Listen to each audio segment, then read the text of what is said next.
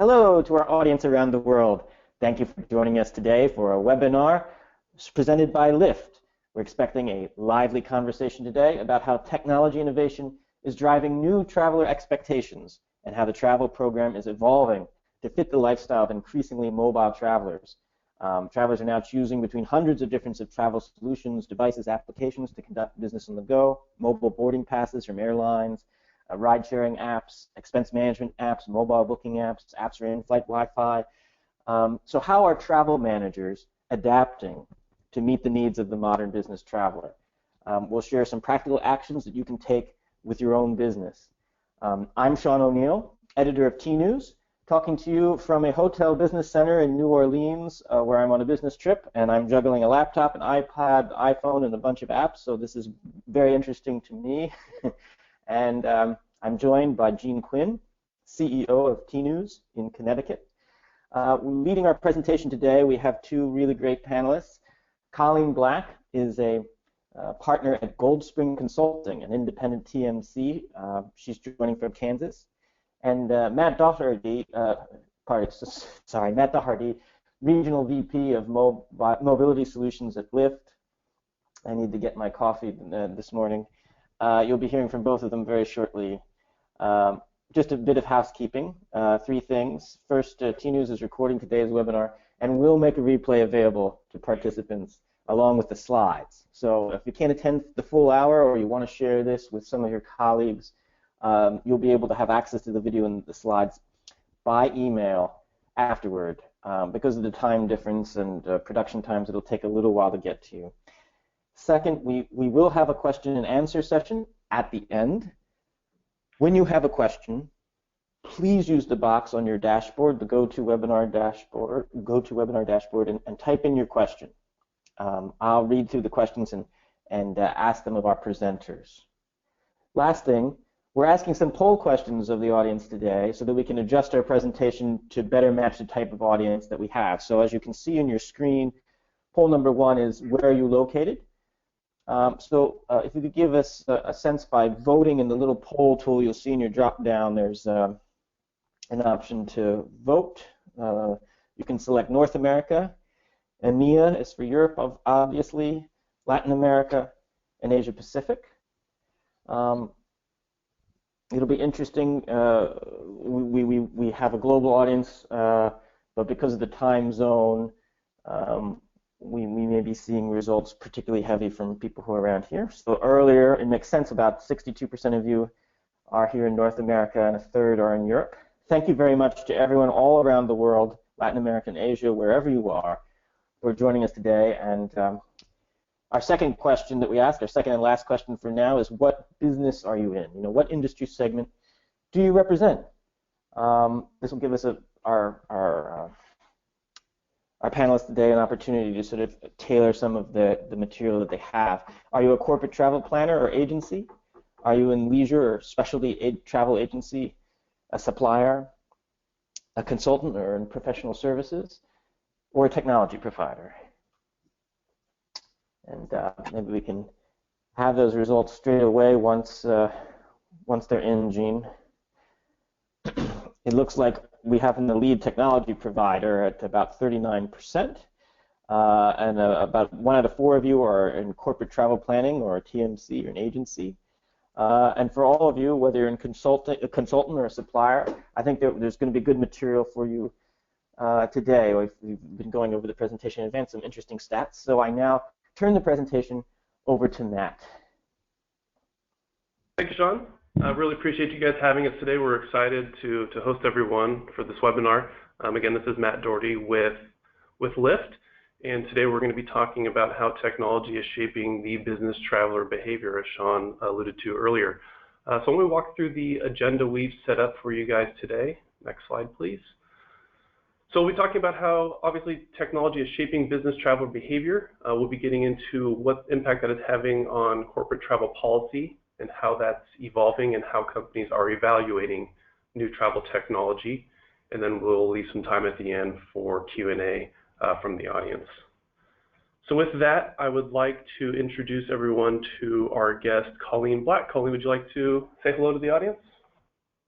Good morning. Thank you so much for having me here. I am with Gold Spring Consulting. I'm a partner in our consulting group, and we are an independent travel consultancy service. I've been in the industry for over 30 years, mainly specializing in global consolidations, both on the TMC side as well on the payment side. So this is an intriguing topic for me, and I'm very anxious to hear the questions and see the polling results. Thank you.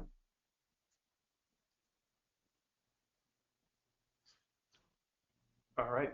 And again, this is Matt Doherty. I am the Vice President of Mobility Solutions here at Lyft, and what that means is my team is responsible for working with companies in every industry. Most of them are in the Fortune 500, and we're helping companies develop policies and launch ride-sharing programs for their corporate travelers. So in a sense, we're kind of responsible for introducing ride-sharing to the first time to the corporate world. All right, Sean, let's hear from the audience again. This is our next poll question. This is our next poll question of how many business trips do you take in a year? Is it more than 15? Something less, like 10 to 14, 5 to 9, 2 to 4? Just a 1 or not very much? We appreciate you taking the time to answer in our poll there.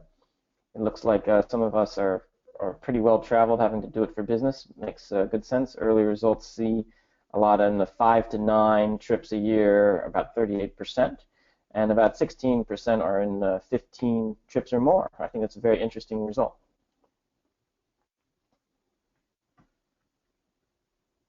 And I'm going to hand it back to you, Matt. Great. So as I mentioned, we're talking today about how technology is shaping business traveler behavior and what that means for corporate travel policies. It's interesting, at Lyft, we kind of found ourselves in the middle of many of these changes. In 2012, we started out as a ride-share, or we are a ride-sharing company that's providing affordable, flexible rides to everyone that you can book through your smartphone, with the goal of trying to reduce the number of cars that are on the road and reduce the amount of traffic and congestion that we experience in our daily lives. And it's interesting that now we're finding ourselves in these corporate travel conversations, because there's a huge demand from business travelers. So let's talk a little bit about some of the trends we're going to be talking about today on the next slide. So what we'll be covering is how today's travelers are more connected than ever. More travelers are mixing business and personal trips. I've often heard this referred to as leisure travel. There's obviously a growing number of millennials entering the workforce, and they're bringing some very different thought process to travel, especially the demand around digital solutions. And then we'll also talk about how the global travel market is becoming more complex and what that means to the traveler and to our corporate travel programs. So before we move on, Sean, I think there's another poll question for the audience. Yes, please vote in our next poll question. Which travel technology do you use most often? Is it a mobile boarding pass, in-flight Wi-Fi, ride-sharing apps, expense management apps, mobile booking apps? I know that it's just been a sort of exponential explosion of all these little apps that are sort of siloed, and some coming from suppliers, some coming from TMCs, some coming from on-demand service providers. Not all of them all talking to each other, and it's hard to manage. It does look like about half of you are have used mobile boarding pass, and they consider that's the travel tech that you use most often. About 20% of you are using ride-sharing apps, and mobile booking apps and expense management apps are also very popular. Do these results surprise you, panelists, Matt and Colleen? I mean, three of these new technologies are mobile apps. I saw a statistic the other day that there are 61,000 travel apps in the Apple App Store. Do these results surprise you? No, I don't find this to be surprising at all. I mean, I think that mobile technology in general is really changing the game as far as travel goes. I think that there's a lot of things happening.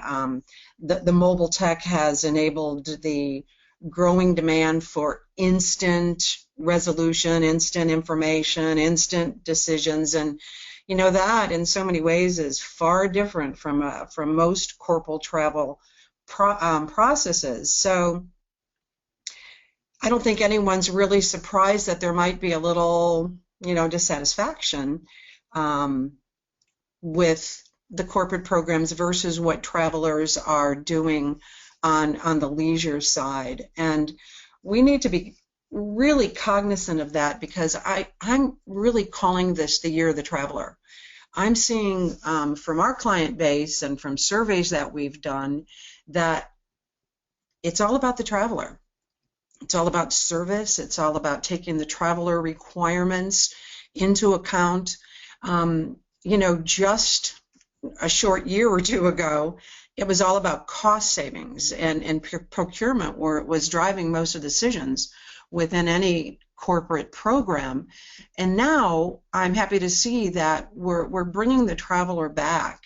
And I think it needed to be done. I think that we need to look at what's important to the traveler. They're our clients, and we need to understand how they want to use technology. And then as a company, you'll need to decide what apps are okay for them to use and address that. I'm personally surprised by the low number of in-flight Wi-Fi. I thought that was going to be much higher. I love that more planes have it. That really needs to be addressed in policy. And I think there's still a lot of policies that don't allow for the purchasing of Wi-Fi on flights. And so that's one of the decisions that needs to be made and addressed right in policy, so people know. Because in doing studies on millennials, I know that is probably something that the majority of them do with every flight. So I think that we need to address it more than I'm seeing it being addressed in policy.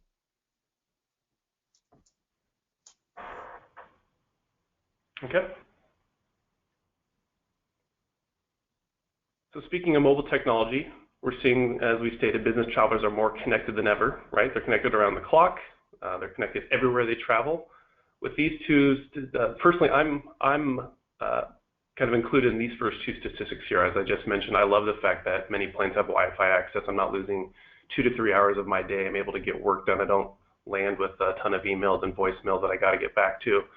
And then personally, with the mobile apps, I find myself using the boarding pass, of course, the mobile itinerary. Of course, I'm using Lyft to get around, and it truly is making my travel experience much better. Colleen, how do you think, the always-on workforce is impacting business travel? Well, it certainly is, just as we were speaking about before. Travelers expect to have access to the internet, have access to their information, be able to connect all the time. And it sometimes impacts what carrier they use. It'll impact where they stay. There are some hotels that have gotten very business traveler savvy, and I applaud them for doing that. They allow for more collaboration and even more social aspect right at the front of the hotel, in the lobby. And I think that this really helps. I mean, if you can charge all of your devices and still be social down in the lobby without hibernating in a room, you are connected and working, and yet at the same time, can be social. I think it's great. Mm-hmm. One thing that we're reacting to at Lyft here, and a lot of travel managers and travelers have told us is they want solutions that can account for both, the personal and business travel, right? So people don't want to have a different ride solution for work and a different ride solution for personal travel. They want to have the same experience in both situations, no matter where they are. So one of our responses to this request was developing a concept called business profiles. So a user can request a ride. It can be billed towards their corporate credit card. It'll be going towards their corporate email. And then with the click of a button, if it's for a personal ride, they can switch over, and it flips over to a personal card and to a personal email address. So that easy toggle between business and personal was a requirement that we had to meet for our users. Next slide, please. So leading into that, right, the combination of business and personal travel, we're seeing that 60% of business travelers are kind of bringing this into their daily travel, work travel trips. So Kathleen, do you think travelers are more likely to adopt new technology for business travel through using it in their personal lives? I do. I would say yes, that they would definitely adapt the new technology, and I think that's why as travel providers and travel managers, we need to understand the various apps and even be prepared to make recommendations as to which ones are accepted and which ones may not be. Right. What about technology solutions where it's starting in the personal life and then coming over to use for business? I don't know, maybe like virtual payments. I know ride sharing, that's kind of how we got adopted, but what technology solutions do you see going from personal and now it's being adopted in business? I see less that start out as a business technology and get incorporated into the personal lives. I think it's the other way around more often. You know, and rideshare, of course, is one that is probably the most frequently used in both scenarios. Virtual payment, well, not so much, because we're not quite there yet. There's still lots that needs to be done in order to incorporate all that corporations need, you know, from a reporting perspective and so forth before, and PCI compliant, to say that, before we see that more mainstream. That's still kind of on the personal side. Right. Could I jump in here, if that's possible? I think I tend to see that messaging tends to be something that's on the consumer and leisure side that's sort of being brought more into the business side. And you know, as technology providers, you mentioned Lyft is now allowing you to create separate profiles for business travel and personal travel. I think as companies need to sort of adapt to the idea that, you know, messaging is sort of it's second nature to a lot of people in their personal lives, but a lot of the business communication tools haven't quite caught up there. And so if you're doing mobile teleconferencing, you know, while you're on the go, on the ride, or if you're doing laptop usage on a plane or device usage on a plane, having messaging as a lightweight tool for productivity, I do see that as something coming more from you know, a technology solution that's coming from the consumer and personal lives into the business travel. Yeah, that's a good point. Yeah, I've definitely seen a pickup of messaging as well. Okay, next slide, please. So I know this is a conversation that could fill up an entire hour in itself, but another major shift we're seeing is the number of millennial business travelers, and with them they bring a whole new set of expectations from their companies and the travel programs. Amex estimates that millennials are going to be making up 75% of the workforce by 2025. You know, it's different because they're the most digitally connected generation we've ever seen, and they're the group that's most likely to ignore travel policies. Colleen, from your experience, you know, how do you see millennials traveling differently than our traditional travelers? Well, you know, I credit this group of millennials traveling now. They've changed everything for all of us, and I thank them for that, because I think some of these changes really needed to happen, and they've been the driver of it. So millennials were born between 1980 and 2000. So they're a lot younger than I am, needless to say. And they're all about instant. They use their mobile devices for everything except talking. Don't call a millennial. That is so totally not cool. But they're incredibly tech savvy, and they multitask very well and very easily. They believe in flexibility, they believe in transparency, and they're challenging us to be better in developing things around them. So I think that the suppliers really need to take note as to what some of them are requiring. They do a lot of combined trips, as you were talking about earlier. I like to call it leisure, because they do take a lot of vacations. I found out an interesting stat recently that today, new recruits, about 50% of them are no doubt millennials, are asking to see the travel policy before they make a decision on choosing a company, because the travel policy will tell them so much about the culture, but also it'll tell them about their rewards, and they consider business travel a reward. So they want to find out whether they can sign up for loyalty programs, and they want to see how often the policy says must rather than we recommend.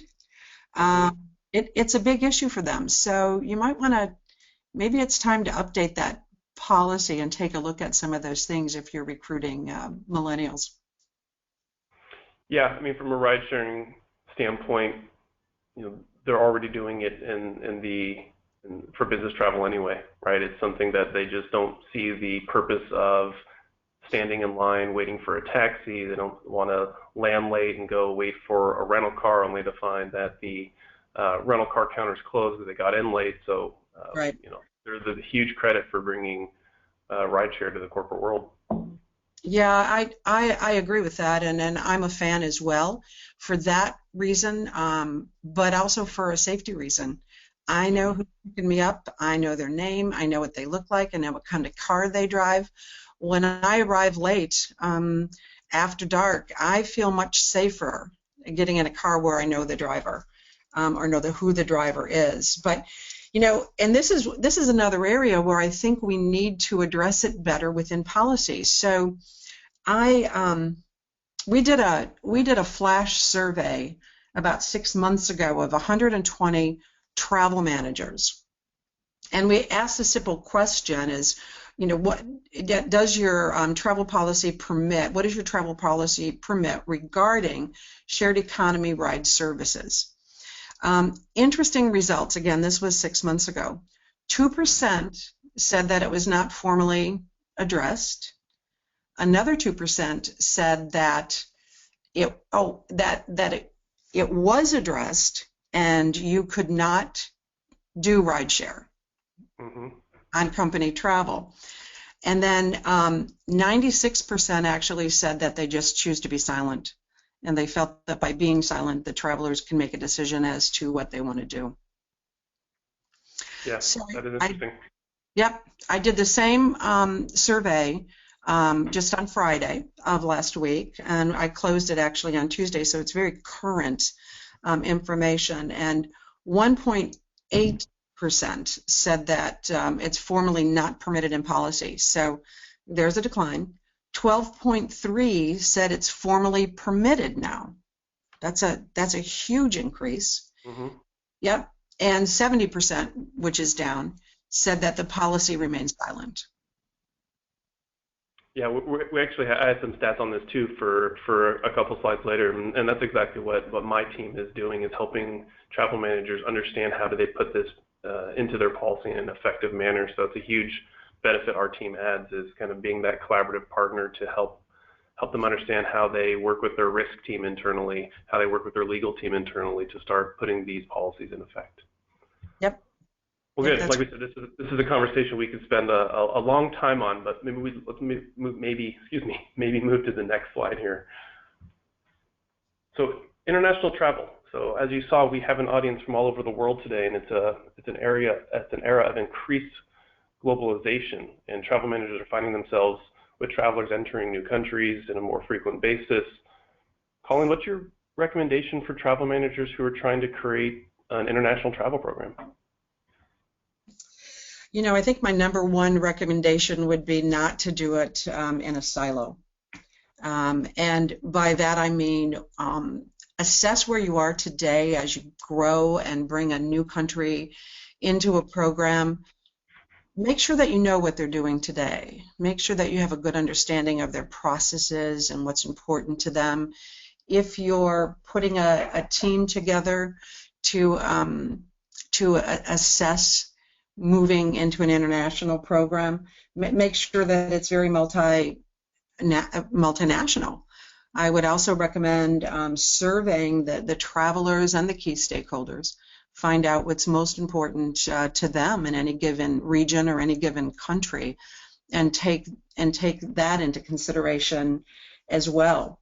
I think that anybody moving into an international program needs to be prepared to implement a flexible program. I think that in years gone by, when we first started doing global, or actually more appropriately multinational programs, we took what we did in the U.S. and we just tried to model it in other countries. And I think we've learned in the last many years that just doesn't work. We really have to be flexible and understand what the nuances and the culture requires within other countries, and be prepared to take all of that into consideration, as well as understanding any regulations or legalities within the country, and really listening to our coworkers in the other areas, because we will learn a lot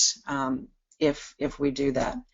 And as you move into the global arena, I would really recommend things like global entry, where you can cut down on time spent in the TSA line. Oh yeah, always a plus these days to move a little bit more quickly through security lines.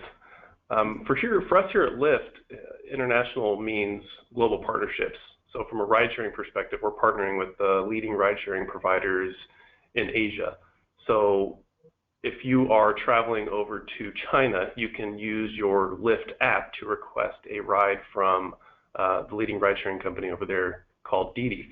I actually saw at a Business Travel Association conference out in Wisconsin, there was a risk management team that was up presenting, and they actually recommend for international travel to use ride-sharing.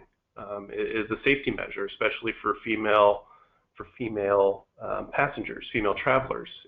You don't have to know the language. You can enter your destination in your phone. You don't have to deal with currency. You have the GPS tracking. So we're seeing our international partnerships with these large leading ride-sharing companies resonate really well, because a lot of the companies we work with have huge offices over in China, India, and Southeast Asia. So we've built these partnerships so people can have the same Lyft experience that they have in the States overseas.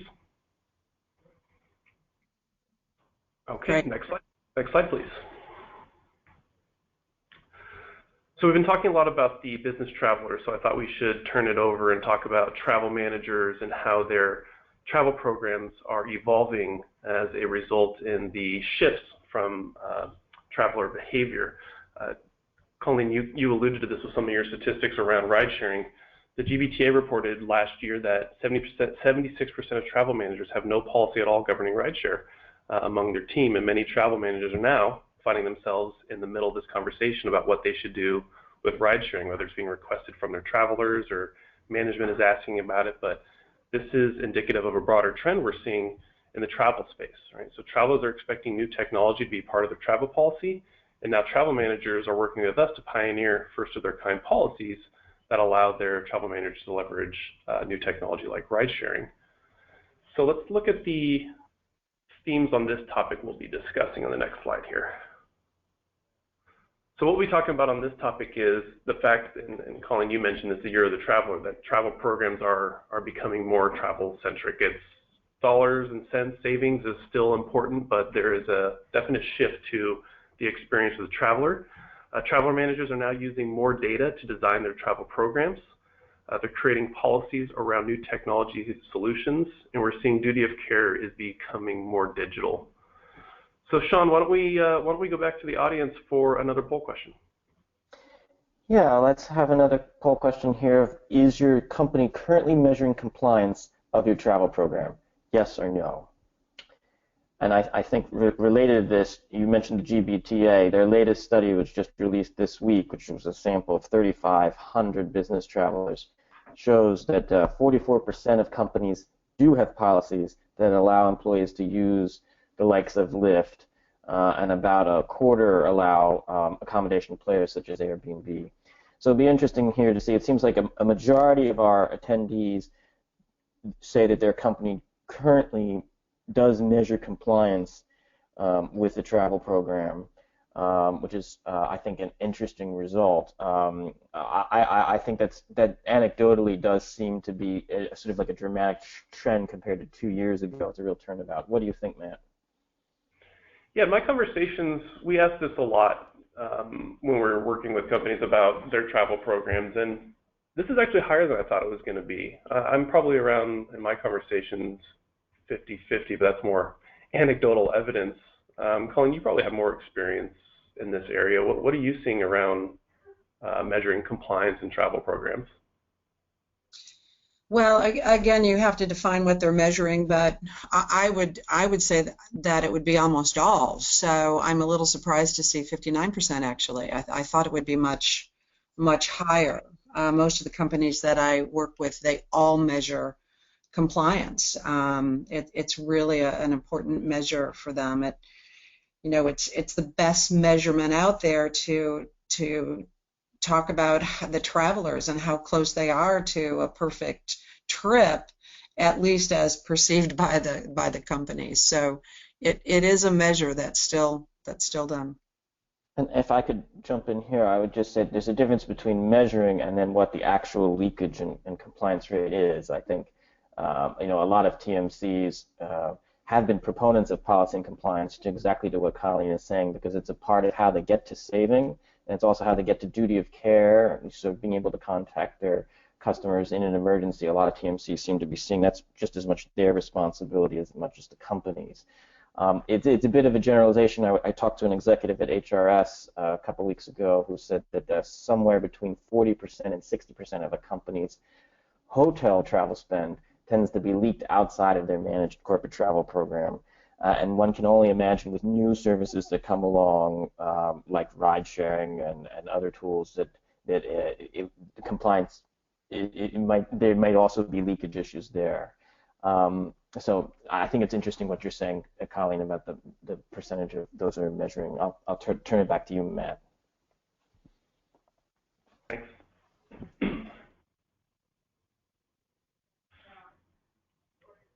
Next slide, please.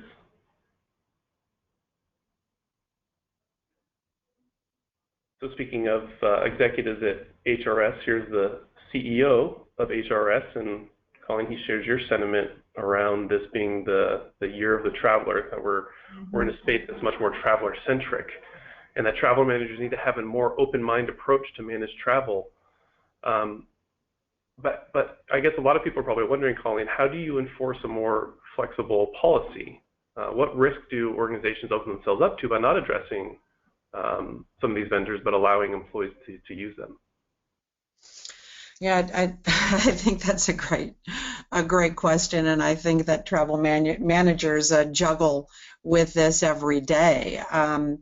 I think with the flexible policies, and I do think that policies need to be rewritten every couple of years and updated to make sure that they're still in vogue and effective. But I think that we may see things that used to be in effect, like per diems, grow, and that maybe there'll be less preferreds, and we're just managing to a specific cost on a per city basis, that kind of thing. I think we're going to see some of that as far as flexibility goes, and allowing travelers access to different apps and different means to book and so forth. There are those companies who do that, but then at the same time they have to take duty of care into consideration, which is a key issue in most international companies, or in all international companies. It's a key issue. It falls right after traveler satisfaction. So they want to make sure that as they allow the traveler access to do more things on their own, they still can get a message to the traveler. They know where they are in times of emergency and so forth. So that needs to be weighed against the flexibility issue. And I also think we're going to see less must-dos, as I had said before, in policy, and more gentle recommendations. Yeah, that's been our experience as well. The must is not as prevalent as the gentle recommendation, as you put it. Mm-hmm. Yep. All right, next slide, please. So we just asked about compliance in the last poll question. We believe data is going to play an increasing role of importance in travel programs. CWT found that 58% of travel managers expect more data to have a high impact on their travel programs in 2016. Colleen, how are you seeing data impacting travel policies? Well, I see it impacting travel programs, you know, every bit as much as policy, but there's so much data out there. And I think the challenge is working with people to help compile that data into useful information. I mean, it's coming from everywhere now, and I think it's one of the biggest challenges for most travel managers is how to get their arms around the data and decide how to bring it into their program and what makes sense to them. So, you know, I think that we're going to find highly trained account managers assisting with this kind of information and helping our travel managers better understand and read the data, analyze the data. I think that's what we're going to need to have happen. Yeah. For us, we're addressing a category that has been traditionally a black box. The ground transportation, you lump so many things into it. It could be taxi spend, it could be black car service, limo, it could be parking. We're giving travel managers the opportunity to actually get visibility into this spend category that they haven't been able to make decisions based on data before. That's one of the benefits of working with the team, is a whole team behind you to help build those reports and analyze how your travelers are moving about from a new category. Next slide, please. Great. So safety and security is of course always top of mind. Colleen, how can data improve duty of care in organizations? Well, you know, if you're looking to move into a better risk program or that type of thing, I think that the first thing you need to do is to assess where you are today, and that's where the data comes in. You know, putting a team together that would be very collaborative would be the next step. And then I would include HR and travel and risk on that team as you move into to a better risk management program. But the data is going to tell you, you know, how to best move forward in that initiative. Mm-hmm. Yeah, much like you know, kind of that black box around ground transportation being unknown in terms of the spend category, we're also getting great feedback from travel managers and their risk teams about, you know, what we call the digital safety record. And Colleen, you already mentioned this, how you feel safer when you land late at night at an airport, where when you request a Lyft, you have the driver's name, the license plate, the car model, you know their driver rating out of 5 stars, and you have the ability to contact that driver. So there's a ton of transparency that exists from using Lyft that never existed before. You know, you have a receipt emailed to you after every single ride, whether you want it or not, that shows you where you were picked up, at what time, where you were dropped off, which route you're taking, so which route you took. So there's right. a tremendous amount of information that we are now able to give back to travel managers and for their travel programs. Yeah, including Yeah, Sure. including the month-end reports as well, which compiles everything. So it's Hmm. good data. Yeah, absolutely. All right, Sean, I think there is another poll question. Yeah, this is our last poll question before we take some questions from the audience. What matters most to you when choosing a new travel tech solution? Is it reducing costs, maintaining and extending duty of care, traveler satisfaction, traveler productivity, or something else? What matters most to you when choosing a new travel technology solution? I think some of the early results we have here is that traveler experience is something that really is a key priority for people when choosing a new travel tech solution. We're seeing about a fifth of our audience today is very interested in productivity while on the road. Reducing costs also is a very important result. If we could get the results from that slide, you can see there it's 57% of you say traveler experience is the most important thing. How do you guys react to those poll results, Matt and Colleen? Wow.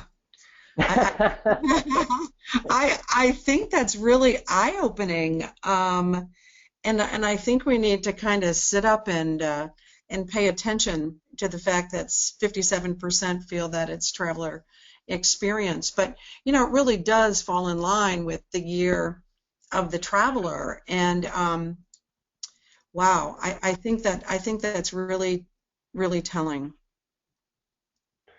Yeah, and from my perspective, we always talk about the experience that the traveler gets. They use it in their personal lives. They're using it now in their business lives. We talk about the productivity. A lot of the feedback we get from travel managers is they love that, we're hitting on every kind of every point here of what they're trying to accomplish. So some travel managers may put more of an emphasis on reducing costs. Some may put more emphasis on the experience and productivity. Some have more of an emphasis on duty of care. Regardless of what it is, though, we're able to help them achieve that objective once we start educating them on Lyft and how we approach safety and the experience and the cost saving. So we get a lot of feedback that says, Lyft's great. You guys are hitting literally every single bucket for us on what's important for our travel program. Yeah, really, really interesting. I would, in seeing these results, I would encourage most people when they're evaluating new technology to take it, to put a little different spin on it in your company, and perhaps, either send out a survey that addresses the traveler experience with different technologies to see what their satisfaction levels are. I would say, listen to your travelers for sure. And then also add a few millennials or your real techies within your company to the team that would make these decisions, because number one, they like to be heard. They feel they know what they're doing as far as technology. So include them, and I think it would help your company to integrate the right technologies that are important to your travelers, but also work for your company. Yeah, that's actually the great segue for our next slide there, Colleen. And I think you answered this already about how now travel managers are responsible for selecting or implementing new technology for their programs. You gave some great tips on what they should be doing when thinking about these newer vendors and newer technologies. What about, what recommendation do you have for evaluating safety and duty of care for some of these newer technologies and newer vendors?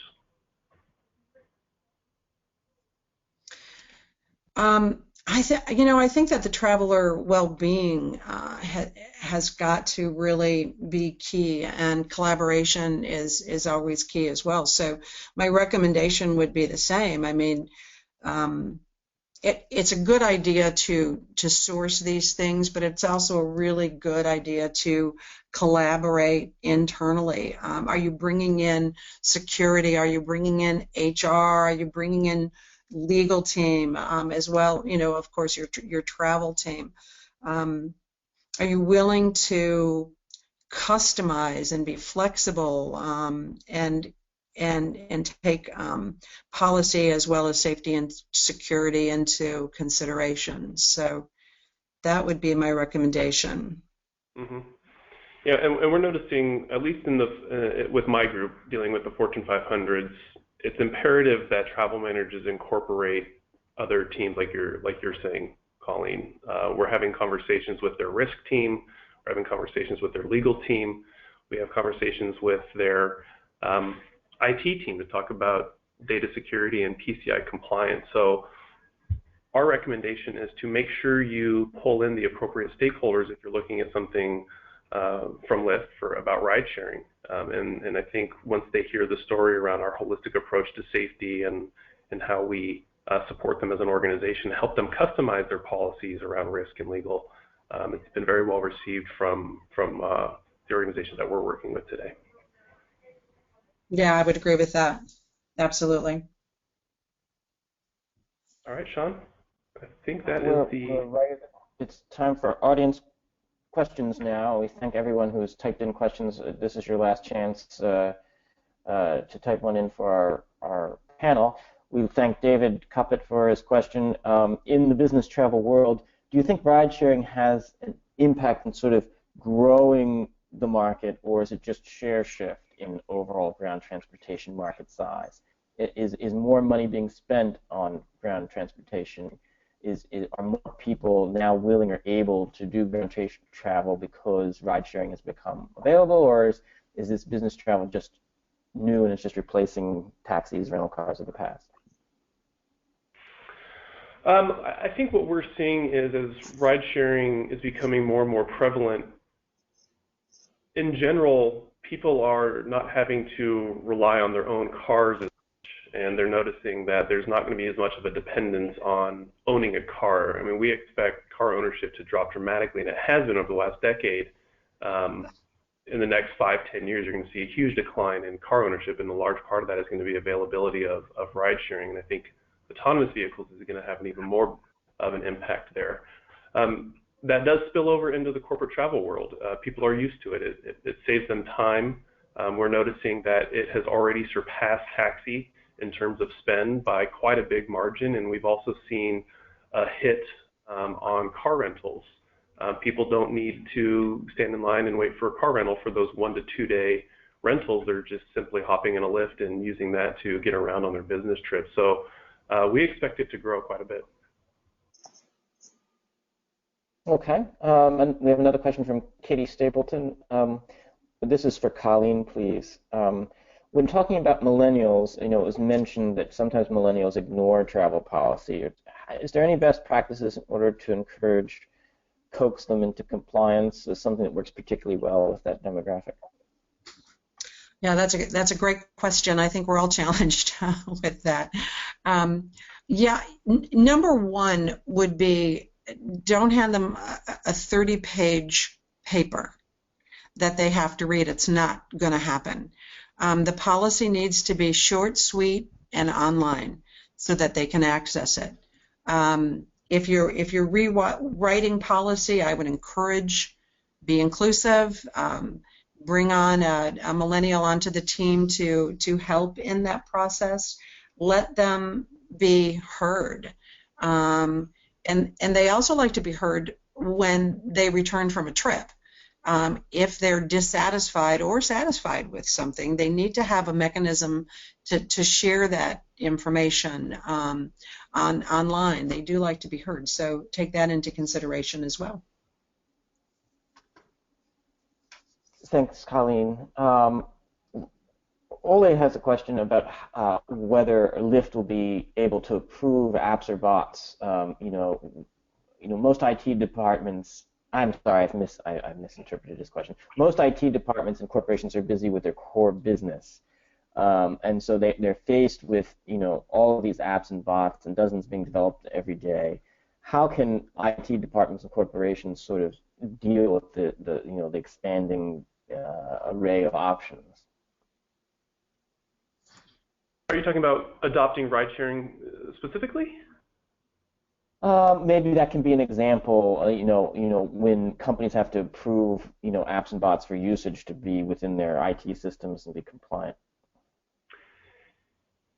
Yeah, I can speak from a ride-sharing perspective specifically, since we have this come up from our conversations with organizations.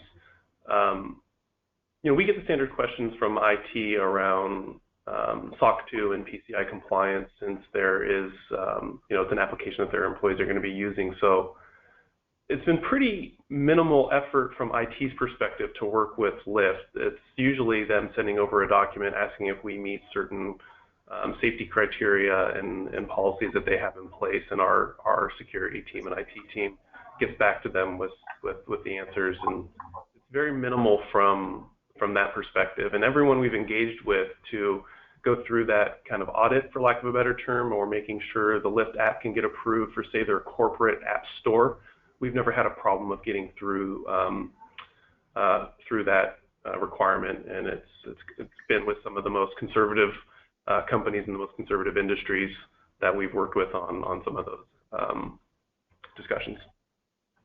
Okay. And we have another question for you, Matt.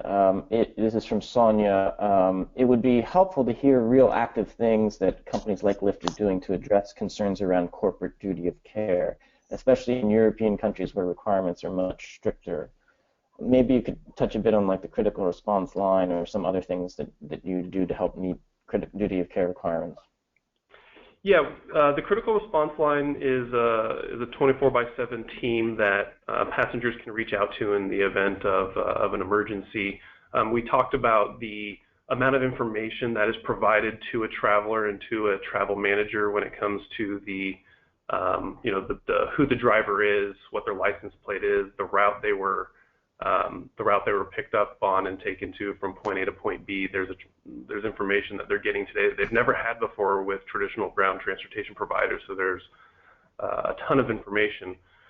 We also talk to the risk teams about what we do to onboard our drivers. We have an accredited background check company called Sterling Background Check, who does background checks for Fortune 500, FINRA, the Department of Defense. They do our background checks for us. And so once we talk with them about that process and how rigorous it is to become a driver, a lot of the concerns they have are put to ease. I can't speak for Europe. We are currently partnering with companies in Asia, India, and Southeast Asia, so I couldn't speak to that.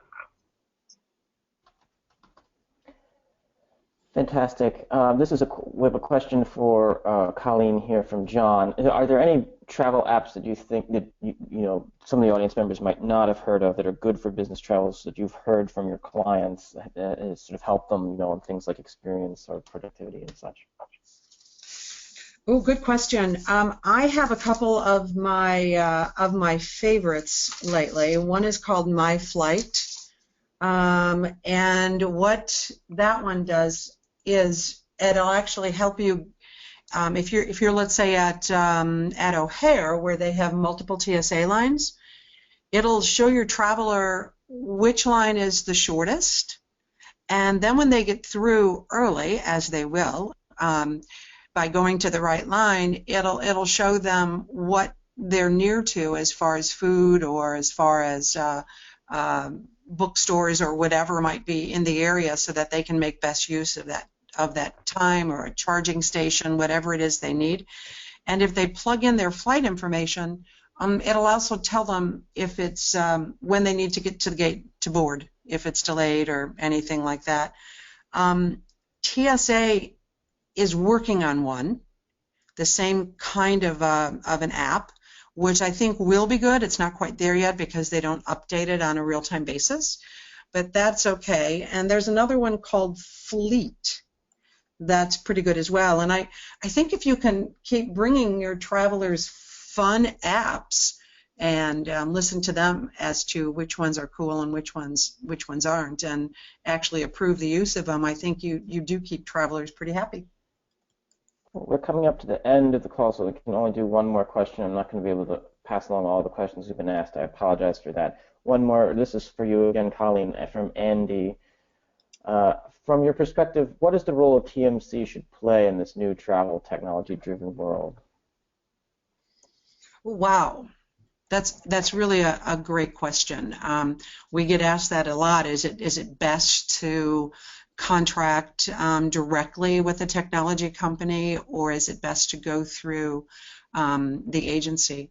And I would answer that by saying that there's pros and cons to both, and depending on your size and how and the technology and how you want to use it, sometimes there might be some monetary reasons and maybe even data reasons why you want to go through your TMC rather than be on your own.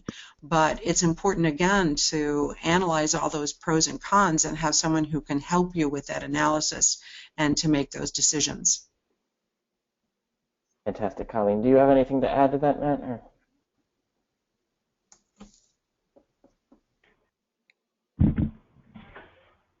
No, I think Colleen summed it up really well. All right. Well, I thank everyone for participating today. We thank Colleen and Matt for the talk, and thank Lyft for partnering with us to educate the market on this topic. We will be sending around a recording of today's webinar and make a replay available to participants along with the slides. We'll be sending it out by email. Please be a little patient. Time is a factor. We're sorry that we aren't able to answer all of the questions, but we really appreciate everyone for participating today.